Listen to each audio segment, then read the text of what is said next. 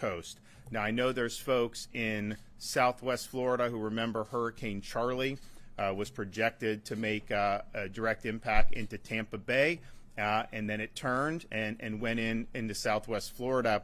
I would just say the track may end up doing something similar, but this is a much different storm. Charlie was a lot smaller. It was powerful. It was a Category 4. Most of the damage from Charlie was from wind and wind destruction. What we have here is really historic storm surge and flooding potential. And so if you're looking at those places in Fort Myers, Charlotte County, Sarasota, the storm surge that you're going to see generated from this is going to far eclipse what we saw there. And so as you look to see what is going on with the local counties, there's evacuation orders that are in place on all these counties from Pasco and Pinellas down to the Fort Myers area. And our recommendation is to heed those evacuation orders. What those evacuation orders are doing is identifying people that live in areas that are vulnerable to major storm surge. And that storm surge can be life-threatening. There's certain things we can protect against in terms of the wind and the structures, and we've got great building codes. But when you have 5 to 10 feet of storm surge, that is not something that you want to be a part of. And Mother Nature is a very fearsome adversary. So please heed those warnings. You do not need to evacuate to another state. You don't need to go hundreds of miles away. There's shelters that are open in all of these counties at this point. The important part of if you're under an evacuation order is evacuate to higher ground that is going to be safe from the type of surge and flooding that we're fearing with this storm. Of course, there's certain Floridians that may live in mobile homes or manufactured housing that would be vulnerable. If you're under an order, of course, you want to be in a structure that is going to be able to withstand some of the hurricane winds. But by and large, we're looking at really, really major storm surge up and down the west coast of Florida. There are people that, of course, are evacuating on different roadways. There has been traffic, but there has not yet been the backups where FDOT and FHP have opened the emergency shoulder lanes. They will do that once sustained speeds are at 40 miles per hour or less. And so when that happens, they will make that call. People will be able to use those, but don't use it until then, because that obviously, carries some risk if people, don't know that that's something that is going on.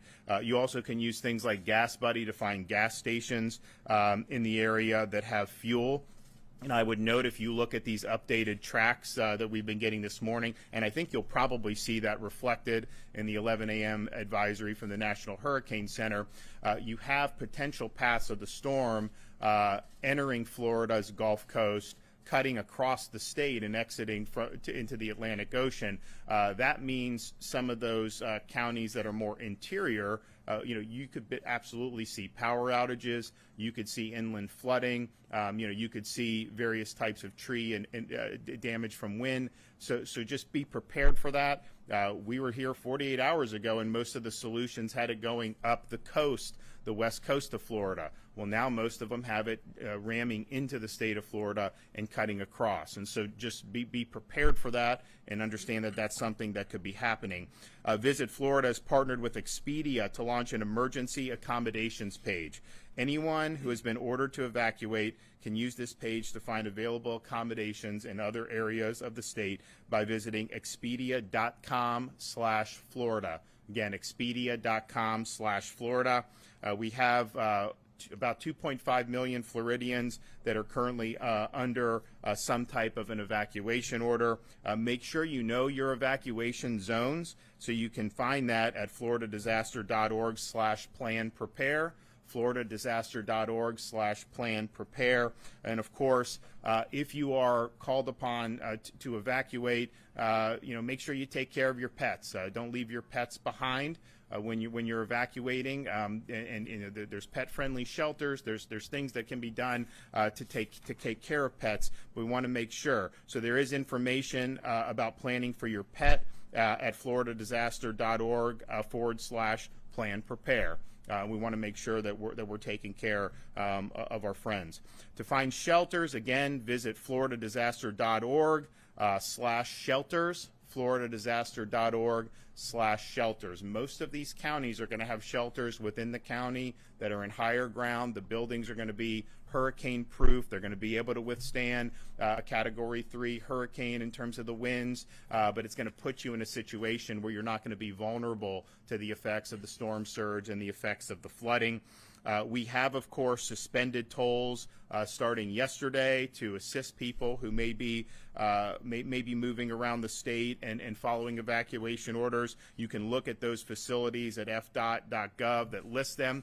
We may add more if there's a need to do that as the storm impacts other parts of the state, and we will make that announcement at the appropriate time. We have 26 school districts that have announced school closures, and you may very well have more as the track becomes more certain. If you want the most updated school information, go to fldoe.org/storminfo, fldoe.org/storminfo. We have 5,000 National Guardsmen that are activated. We've got 2,000 additional Guardsmen from other states, and I know Jim's been talking with other states, to help us with even more assets. We do have our urban search and rescue teams activated. We have 3 additional teams on standby ready to deploy. Our FWC has officers placed in every county in anticipation of heavy rains and flooding. And you will see heavy rains in parts of the state that are not necessarily on Florida's Gulf Coast. We also have high water vehicles and shallow draft boats that are ready for immediate deployment to the affected areas. We also have FWC's aviation section placed on standby, and it's ready. All appropriate aircraft are ready for deployment for search and rescue and post-storm damage assessments as needed. FHP has implemented their 12-hour shifts. They've mobilized additional state troopers to the Gulf Coast, and of course our partners in the U.S. Coast Guard are standing by and are able and willing to assist. We do report today 100% of operating long-term care facilities do have a generator on site. Of course, we have a state of emergency for all 67 counties. We are going to keep that in place. I think if you look at the tracks that have come out this morning, the chance that you have major impacts in Northwest Florida, of course, have declined. But we also understand there's going to be people that are going to be evacuating, and we want to give every county flexibility to help their fellow Floridians. We have issued the waivers of weights for commercial trucks. We want the fuel and the resources continuing to come into the state. We've spoken with our partners there. They're going to keep doing it until it's no longer safe to do so, because they understand how important it is. We do have emergency refills of maintenance prescriptions. Those are authorized for another 30 days. And we now have 28,000 across the state between our investor-owned utilities, our municipal utilities, and our rural electric co-ops. More than 28,000 linemen are staged for power restorations across the state of Florida. And we understand as the storm hits and passes, the need to be able to restore power as soon as possible for as many Floridians as possible. Make sure you're executing your plan. This is imminent. We appreciate everybody in our counties who've worked very hard to execute their plans. Kevin will talk a little bit more about from the DEM perspective, but we've had about 500 requests for assistance from our counties. The state has fulfilled 466. Some others are on the way, and some will be fulfilled. They just can't be fulfilled until the storm actually hits. We mentioned sending medical professionals to Hillsborough County Special Needs Shelters. We sent another 120 to surrounding counties. We do have our logistical staging area in Polk County, and we will have additional staging later today. 300 ambulances supporting special needs evacuations have been deployed. Hundreds of generators and pumps have been staged, primarily in the Tampa area. And of course, pre-landfall food and water has been staged for Tampa Bay region. Now, as the track has moved a little bit more to where you have potentially greater impacts in Southwest Florida. I mean, we knew you were going to get storm surge all along. I mean, it's just the nature of a storm this big. However, Kevin is going to be mobilizing more resources to be able to assist those counties in the southwest portion of the state of Florida. Again, go to floridadisaster.org/get-a-plan. to make sure that you have what you need. You still have time today to execute what you need to do. If you're in an evacuation zone, you have time to be able to heed those orders. If you're not, you have time to be able to get whatever supplies that you may need to deal with what's going to happen over the next few days. I would just tell all Floridians who are in the path of this, there's going to be interruptions in things like power. There's going to be interruptions in fuel, maybe interruptions in communications. That is to be expected, so just plan for that. And, of course, all these resources are mobilized to try to restore the services as quickly as possible once it's safe to do so. Safety is paramount. When you're talking about storm surge like this, when you're talking about historic flooding, that water is a very, very difficult adversary. You do not want to put yourself in harm's way unnecessarily. So if you're ordered to evacuate, that's a decision based off of what we're seeing with this storm, what your local officials are seeing with the storm, and the potential impacts that could have on your part of the state of Florida. And doesn't mean you need to go all across God's creation to evacuate. Just get to the higher ground, get into a safe structure. We have shelters open in all those counties now at the county level, and we would encourage people to do that. Once the storm passes, you could be able to get back in your home. We'll be able to assess whatever damage may have occurred and be able to make the necessary improvements and rebuild. But we can't unring the bell if you stay and you end up getting washed away with a historic storm surge or get caught in really, really significant flooding. So Kevin Guthrie is going to say a few words, and then we're also going to have Jared Perdue from FDOT give an update on the traffic situation. Thank you, Governor, and good morning. I'm going to start with a bullet point that I actually don't have because it was just sent to me, but the National Hurricane Center is now predicting that landfall will be Venice in 35 hours at 125 miles an hour. So again, Venice in 35 hours at 125 miles an hour, making that a major Category 3 landfalling hurricane. We currently have more, as the Governor mentioned, we currently have more than 500 active mission requests from our local partners, and we are working diligently to ensure that all the needs are met. The Governor already mentioned that we are starting to move additional contract staff and additional resources into the Southwest Florida area. We do have the 5 urban search and rescue teams that are on standby, and we are moving those again around the state of Florida. I think it's very important to say that Tampa Bay region, you are not out of the woods yet. There is still going to be a storm surge event in the Tampa Bay region. We're waiting on that data to come in to see what those actual numbers are going to be, but you need to continue to heed the warnings that are in place for Pinellas, Tampa, Manatee, Hillsborough. Do not return yet if you have evacuated. Residents can expect power due to anticipated impacts from the storm statewide. We do have telephone companies on standby. We have the big 3 wireless companies here in our EOC with us. Floridians should be prepared and have a communications plan in place with their families on how they plan to communicate after the fact. During previous hurricanes, the cell towers did go down. We expect them to go down in this particular event. Residents should have alternate ways to communicate with friends, loved ones, and family. It's also important to remember when an evacuation order is issued, you may only need to evacuate tens of miles, as the Governor has mentioned already, instead of hundreds of miles. Many people in the Southwest Florida area, your best bet is going to be evacuate across the state. Just go straight across the state to Broward, Miami-Dade, Palm Beach. Do not try to go north. That will certainly help the Secretary from DOT to help manage that traffic. Do not go north. Go straight across over to Southeast Florida. Residents should take the time now to determine if they live in an evacuation zone. Again, that is available at floridadisaster.org/KNOW or /plan prepare, as the Governor has already mentioned. I want to take a moment we've had some calls come into our call-in center. It is not the FEMA flood site. These are evacuation zones on floridadisaster.org. They are not one and the same.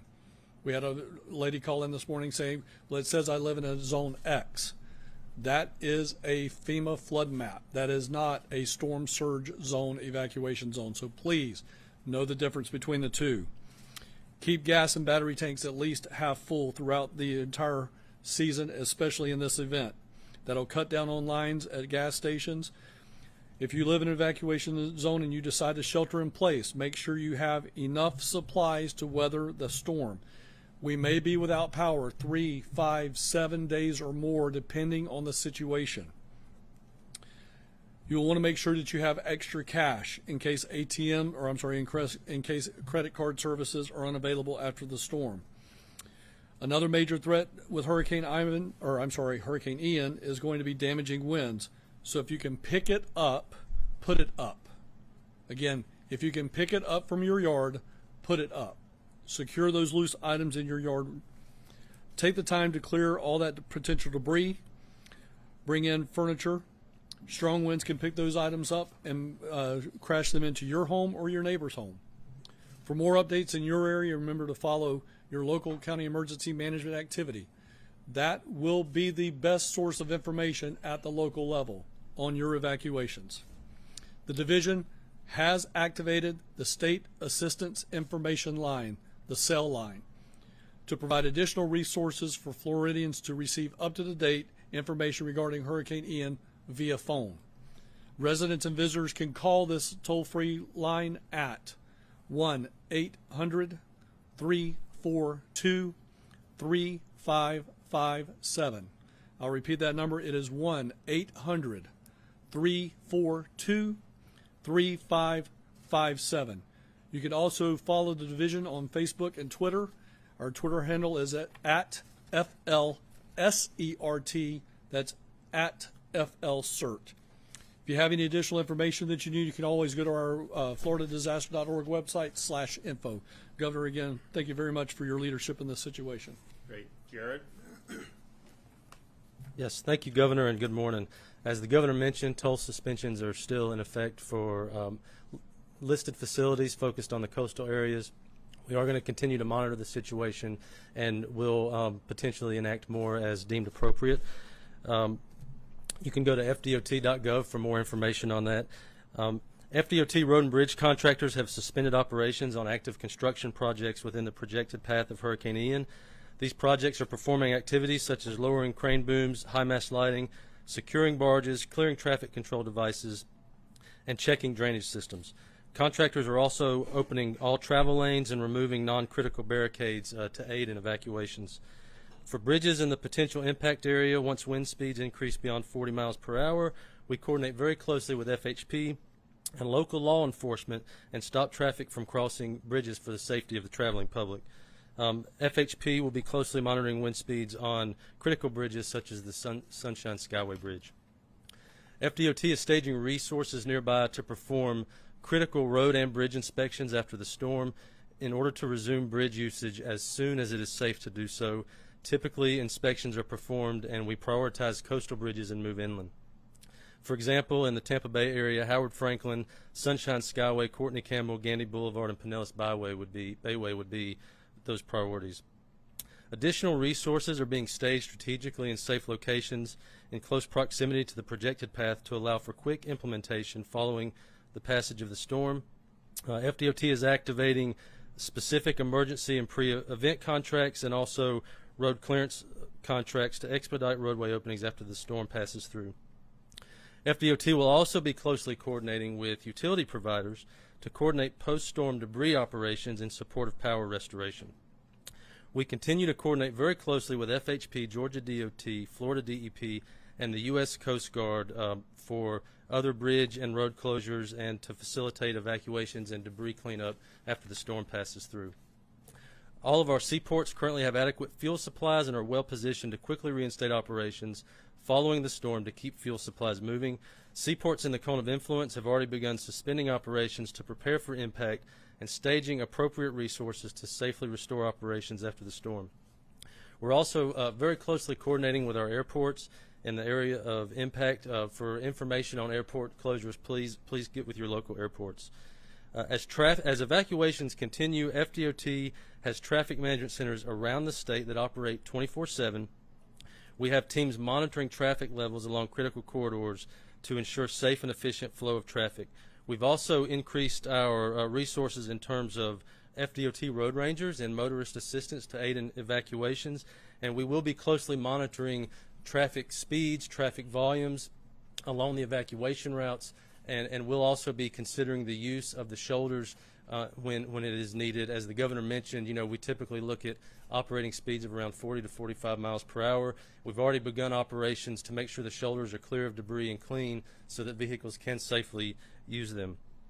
Florida's 511 travel information system is available for drivers to stay informed about roadway conditions during emergencies. These services includes traffic conditions, road and bridge closures, toll suspensions, and other specialized alerts. To use Florida's 511, visit the website at fl511.com or download the app on both Apple and Android devices. Again, Governor, thank you for your leadership. Okay. So so that's what the NHC is going to have that at the 11 advisory. That's what we're being advised. Okay, so and we had mentioned, because the models overnight that were coming in were all arriving at solutions in Sarasota area.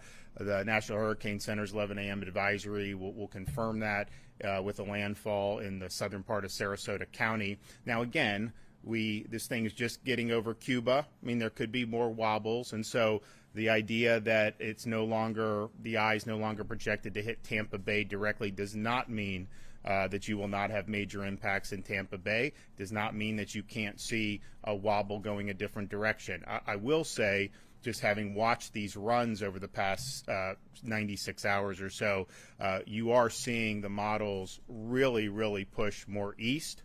And so if you have an impact into a place like Venice, that is going to be a lot of inundation, a lot of surge in places like Charlotte County, places like Lee County, of course Sarasota as well. But what that will also do is likely bring it to cut it across the state of Florida. And so there's different models on that, but a lot of them now have it cutting across and going out into the Atlantic Ocean.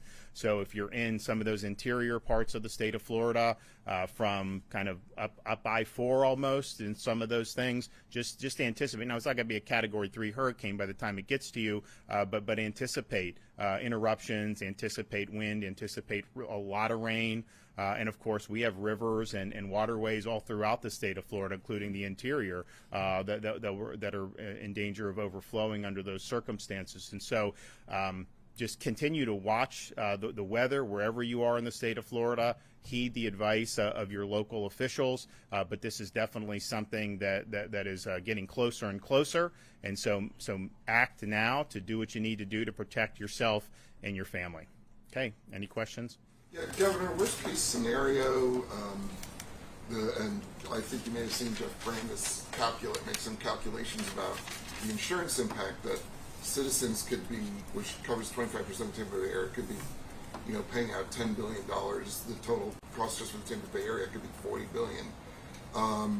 Is there some contingency plan in place beyond what the legislature and you approved, to lower the hurricane catastrophe cap? We'll address it. We'll address it. We have a cat fund that's flush. We put another $2 billion into kind of an added layer of protection. I would say, though, we are looking at a lot of flood claims. I'm not saying there's not going to be wind damage. I mean, it's a hurricane, so you're likely to see that. But when you're talking about things like Tampa Bay, the danger and why Tampa Bay is so fragile in terms of these types of storms and why people have said that's the one place in Florida that could have the most damage is because that water's got nowhere to go in Tampa Bay. And so you end up with surge, you end up with flooding. In that Tampa Bay area, we have close to 1 million flood policies under the National Flood Insurance Program. We've got about 15,000 private policies. And so most of that is going to end up being an issue for that. Now, of course, there's more that I want to do in terms of the wind insurance, and that'll be something that we're going to address. I mean, look, at the end of the day, we've got to make sure folks are taken care of, and so we will do that, whatever we need to do. On the nursing homes, how many nursing home residents have been evacuated across the state, and is there an update on how compliance is going? We're hearing about power outages with the ACA rule compliance. So right now it's 100%. So the 100% are reporting generators on site, and we're happy about that. Kevin, do you want to talk about? I know they've done it in the Tampa Bay area. Sure. Pinellas County mentioned yesterday that they are evacuating somewhere around the neighborhood of 90 hospital ALFs and nursing homes. We've got similar numbers. into the south of the bay. Obviously, Manatee County doesn't have that many, but all of those counties are getting compliance with evacuation orders. And when and if we have challenges, obviously Secretary Marcella makes some phone calls and we get compliance. So we're getting 100% compliance right now out of the ALF medical nursing home industry, and again they're hitting the evacuation orders, they're evacuating. But again, the good news story here, really good news story, is we have 100% compliance with the generator rule. And Kevin will be moving. I think you already are in the process of surging more of the ambulances down to Southwest Florida. Obviously, we've had a lot staged in Tampa Bay, and there will still be support there. But as you look at the track shifting further south, there's going to be more needs there as a result. And so Kevin is doing that, and I think that's good. As you know, in southwest part of the state of Florida, I mean, we've got a lot of elderly residents, not just in ALFs, but certainly we've got a lot of those facilities in counties like Collier, Lee, and Charlotte. Yes, sir. Maybe a broad question. Do you have a guesstimate on how many people are in these areas that are going to be impacted by the up to 10 feet of storm surge and would need to be evacuated? I mean, do you have a count of like maybe thousands, millions of people? Well, there's under the current evacuation orders, which are probably Pasco down to Collier, would you say? Well, we have not run the numbers on the Fort Myers. Okay, so but I mean, but it's over 2 million. Yeah, and so and again, this is not necessarily saying you have to evacuate to another state. It's not saying you have to go to Miami. It's not saying that all those counties have shelters within their counties. The instruction is you're in a vulnerable area to storm surge or flooding, evacuate to higher ground. And if you evacuate to higher ground in a structure that is sound, you're going to be fine. And that's something that we just want people to know. When they say evacuate, that doesn't mean keep traveling until you have no chance of being rained on or have no chance of having any. You don't need to do that. Obviously, it's a free country. People can get in the car and do what they want, but that's not what it means. The impacts as it gets into the state of Florida, if you are not in a low-lying area and you're in a structure that is sound, you're going to be okay when you do that. And so this is Charlie back in I guess 2004. That was like kind of a buzzsaw. It was a Category 4, a lot of wind damage, really destructive in terms of what it did in Southwest Florida. Of course, people thought it was going to hit Tampa, and then it shifted. Obviously, if you have a Cat 3, people say maybe it was. We were hoping it was going to weaken before it hit landfall. The problem is the further east it's gone, the less time it has to weaken. Nevertheless, what this is really doing, because of the size of the storm, is it's kicking up a lot of surge. I mean, those seas, the Gulf is going to be very angry as this comes in, and you're going to see that happen. And so the danger to life and limb is really from that surge and from that flooding, more so than the wind. Obviously, if you're in a mobile home and you have 120 mile an hour winds, I mean, that's going to be a problem, and heed the evacuation orders accordingly. But we've got a lot of Floridians who are in low-lying areas, and when you have storm surge of this magnitude, that can absolutely be life-threatening. We want everyone to be safe. Of course, if there's need for search and rescue, we've got resources. The counties have great resources. The state, National Guard, other states are helping, and we will do that. But just keep in mind that when you're doing that, those first responders are put at risk by going into those situations. So if you can avoid that at the front end by getting to a safer position, that is obviously going to be good, not just for you, but it's also going to be good for the people that may be called upon to go into harm's way. Can you give us an update on the fuel supply? This may be a question for Secretary Perdue, but have you all considered making all of the lanes eastbound out of Tampa? So I'll let him amplify that, but basically that issue has been studied by the department over about 10 years or so, and what they have determined is that it's more efficient to just expand into the emergency lanes and the shoulders and open those up for more traffic rather than try to make everything going in one direction. I think part of the issue is we need to access it in the other direction to help people and to bring in supplies, but I'll let Jared talk more about it. Yeah, absolutely. What you're referring to would be what we call contraflow, and we have done many studies, and we actually have proven that using the shoulder for emergency evacuations is a successful way to do it. You do need the other side of the facility for continued access for first responders and life safety missions. So, yeah, so we have successful examples of that, and we'll be closely coordinating throughout to make sure traffic continues to flow. And he's going to look. I mean, they will open those lanes once you have less than 40 miles per hour sustained traffic flow. And the places where that would happen would, of course, be I-75 north out of the Tampa Bay area or in Sarasota, but also I-75 going across Alligator Alley, and then, of course, I-4. Someone was showing some stuff about there's some traffic on I-4 last night, and so they're watching that. It has increased. Although I think most Floridians who are familiar with Central Florida know you could be between Tampa and Orlando on I-4 and run into traffic really at any hour of the day. But they are sensitive to that. They will open that up to be able to increase the flow. And basically, as soon as that under 40 happens, then they will do it. But by and large, we've seen an increase on the roads, but you still have flow, and that's monitored on a minute-by-minute basis. Are there areas where there are shortages? Is everything In terms of like fuel supply? fuel supply, Kevin, you want to address that? I know technically the ports fall under Secretary Perdue, but we did talk to the Ports Council Executive Director, and everything is topped off. Now, at 8 o'clock this morning, West Coast ports were closed by the U.S. Coast Guard, but the port is not closed. It's closed to sea traffic. It is not closed to the fuel racks. So we can still keep getting fuel from those tanks and get that back out into the market. And we're still doing that. That's happening right now at every port on the West Coast, but we are officially closed. But before they closed, they topped everything completely off. And just, as people, of course, the fuel, keep that flowing, get the power back on. I mean, people are going to want to go back to their homes. I mean, there's a lot of people that have been evacuated in, say, Pinellas County. There's more evacuations all the way down the Gulf Coast. When the bridges reach a certain sustained wind, 40 miles an hour that they will, FDOT will alert local law enforcement, and they will stop access to the bridge because it's not safe as you get above that.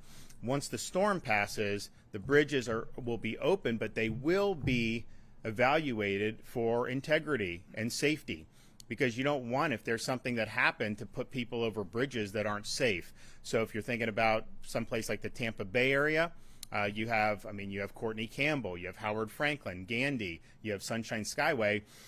Those are going to be inspected. Jared has people ready to go. The Army Corps has people ready to go. We understand that's a priority, but we also want to make sure that it's safe. The extent that the storm goes more in the Venice area, you're looking at different bridges in and out of Charlotte and Lee County. So you will have, at some point, those will be suspended in terms of people being able to use those. And then once the storm passes, they are going to be evaluated for structural integrity as well. So really, from Southwest Florida up into the Tampa Bay area, we've got a lot of bridges getting in and out of these communities, and they're all going to be evaluated, and we want to make sure that they are, if they're safe and still sound, which we anticipate they will be. But this is a significant storm. Some of them that may be a little lower. There'll be water pushing up. So there's just a lot of factors. But that will happen. So just plan on, when the storm passes, there may be a short period of time where that is being evaluated, and that's just being done for people's safety. Yep.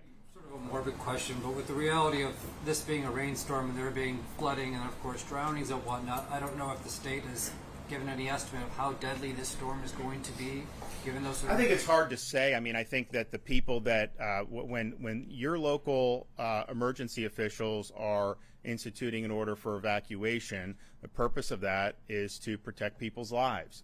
And the more people that heed that, the less likely that you're going to see fatalities when you have major storm surge or flooding in those areas. I will say, and it's something that Kevin has also talked about and I've talked about a lot, in some of the recent storms across the country, you've had more fatalities after the storm hit than because of the storm directly. And that has a variety of different reasons. One of the things is misuse of outside your home. Do not put that inside. That will be, you could get poisoned and you could die. So we see that happens now in pretty much every storm. So we've put out videos, we've put out different guidance about using generators I mean, nobody wants to be without power. Generators can be a great thing to kind of keep a sense of normalcy as you're waiting for other things around you to get back to normal, but you got to use it properly. There's also people will go into some of the standing water that you see. If you have standing water, you could have an electrical cord or something that is in there, and you could get harmed in that way. Driving vehicles when you have a lot of standing water is very, very hazardous. And so we would caution people not to try to drive vehicles through flooded streets. So you see a lot of the things that happen after the storm that have unfortunately caused folks to pass away. So those are things that we're putting guidance out on. But on the front end of the storm, the surge, the flooding, making sure if you are in a vulnerable structure like a mobile home, that you be able to evacuate to a safer structure is very, very important. The General, if I may, given the severity of the flooding we expect, what role do you expect the Guard to play in the aftermath of the storm? Really, it's, we're a support role, whatever the Department of Emergency Management needs us to do. It could be everything from security to transportation. Aviation is a big part if we end up in search and rescue kind of scenarios. So, we're kind of the Swiss Army knife of operations. We can be used for whatever the Department of Emergency Management needs us to do. More assets. Can you be more specific about what type of assets maybe you all are searching for? Yeah, as we do our planning, it kind of changes every day. Yesterday we were looking at the potential even having to do air bridges into the peninsula of St. Petersburg, Clearwater. As the storm moves further south, we think that may not be quite the plan that we need to be looking at. So kind of changes day to day as we see the updates in the hurricane and where it's going to be and what kind of potential damages and missions it might introduce for our forces. So we're constantly reassessing some big things that we're looking for from out of state, additional aviation assets HH-60s, CH-47s, heavy lift capability to be able to move supplies and people and equipment. Search and rescue equipment and supplies also a big part of that. So it really depends. Could be security depending on where we are and what the aftermath looks like as we go through the recovery stages. So we've got transportation's another big one, looking for high water vehicles as well as swift water vehicles if we end up with a flooding event where we're needing to get to folks who can't move by land. So really almost everything that you can imagine that the director might be needing some additional muscle on, will be providing it. Yeah. This might be for Director Guthrie. We keep talking about the flooding and the surge, and it kind of reminds me of what happened with Katrina, where the damage and the threat was more flooding and surge, and in advance of that, they got like 80 to 90% of New Orleans evacuated, and managed to avoid a lot of serious stuff. But there were still people on rooftops, people in cars. Yeah. Have you thought about that? Have you looked at Katrina as a potential model for what you need to do to respond here? Absolutely. History is past performance, and the best predictor of future performance is past performance. So we certainly look at all of those after action reports and take the best practices from them. And that's one of the reasons that in the last question was just answered by the general, we're beefing up aviation assets so we can actually go out and do that recon after the disaster happens. So if we have somebody in an island situation, or maybe even on a vehicle rooftop, or even God forbid an actual structure rooftop, these guys can help us locate that, and we can start moving ground assets into that situation. Or if need be, we call in the Coast Guard, and the Coast Guard comes in and starts doing some type of aerial type rescue. So all of those things are true, but again, I want to reiterate what the governor just said. If people will heed evacuation orders, and it goes back to Eric's question, if they heed the evacuation order, I have a 100% guarantee that they will not die from storm surge if they heed the evacuation order. I have a 100% guarantee that they will not have to be rescued off a rooftop if they heed the evacuation order. Where we're at right now is execute your plan, start evacuating if you've been asked to evacuate. So we're going to be continuing to work with our local partners. I do want to thank everybody up here at the Florida Department of Emergency Management, everyone involved with the EOC.